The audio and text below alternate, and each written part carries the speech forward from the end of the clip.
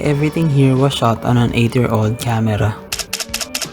So, isa akong photographer, and for years I have been wanting to tell and express stories through videos. Alam mo yun, mga visual storytelling and whatnot. Palagi akong nai-inspire sa mga movies na pinapanood ko, sa mga creatives online, and generally just to express myself creatively. Pero, palagi din na hindi ko ginagawa.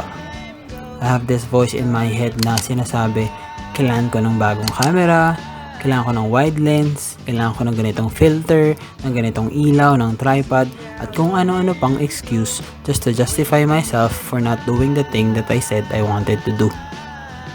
Pero sino bang niloloko ko? If I'm not gonna do it now, I'm never gonna do it later. Kahit pa magkaroon ako ng mga bagay na sinasabi kong kailangan ko. Kaya ayun, one day I decided to just start. I don't need many fancy gears. All I need is my old-ass camera, myself, and the stories that I wanted to tell. So again, yung mga gamit mo ba ang problema? Kasi